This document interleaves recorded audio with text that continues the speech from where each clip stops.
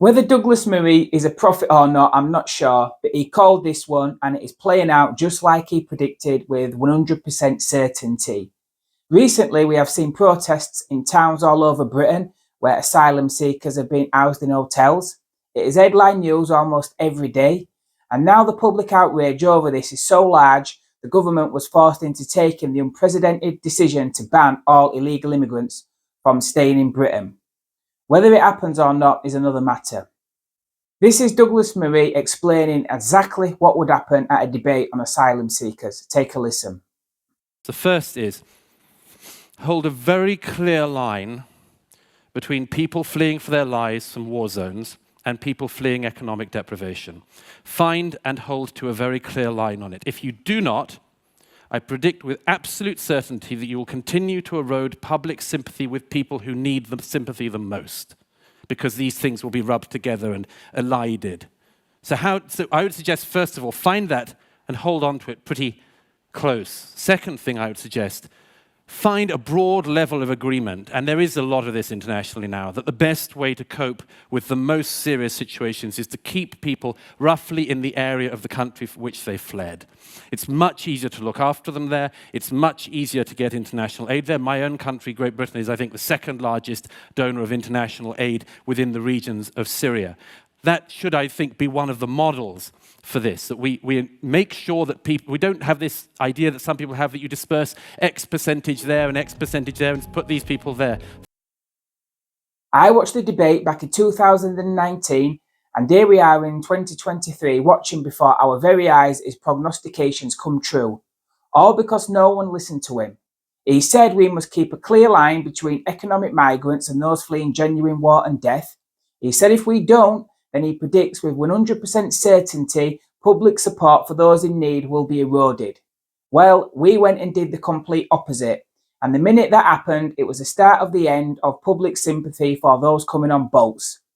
We have Albanians flooding into the country, and we know there is no war there. We have full-grown men pretending to be kids to be allowed in. The overwhelming majority of those coming on boats are young men. Britain has become a place where anyone and everyone in the world who doesn't like it where they are can just come across the English Channel on a dinghy, get picked up by the lifeboats and taxied here, then be housed in hotels in towns and villages all over the country at the taxpayers' expense.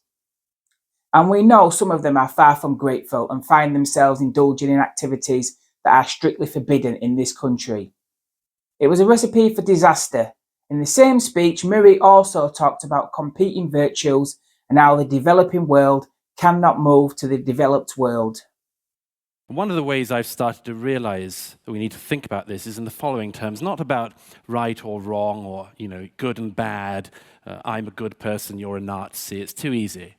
What we need to think about with this is that we're in a situation with migration talking about competing virtues.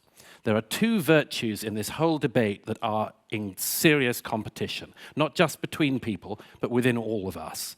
The first virtue, I would say, is the virtue of mercy, the desire to be merciful to our fellow human beings who are suffering. And we all feel that. Everybody should feel that. But there is also another virtue here, the virtue of justice. And that's not just justice for people fleeing countries, but justice for people in the countries that they are fleeing to. And we can't ignore those two parts. We need to recognize that's what's going on here. This is why it's so difficult, and the debate goes down the middle of all of us. But of course, his opponents don't listen, as can be seen here.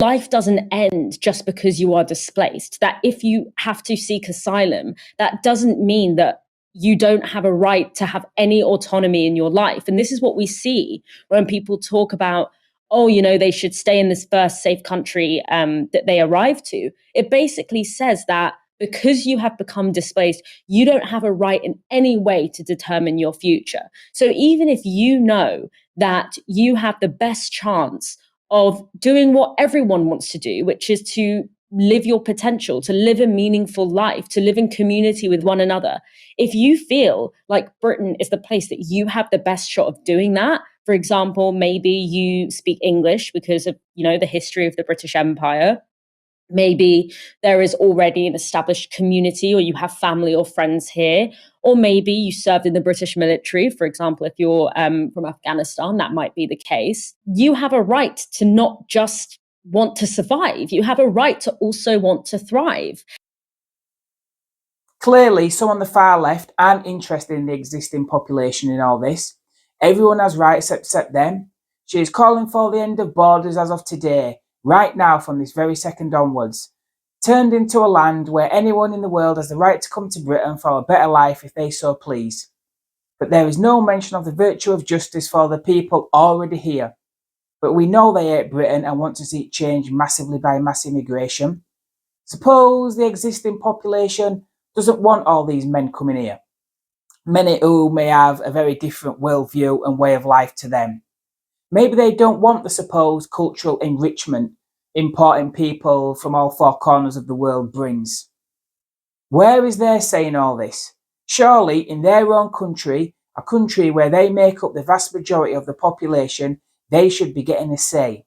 Well, they didn't get a say. It was shoved down their necks, and any time they tried to speak up about it, about the negative effects and the rate of change, they were just ignored or dismissed as far-right bigots.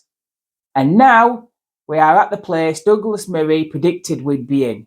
Predicted with 100% certainty. You can't get more conclusive than that.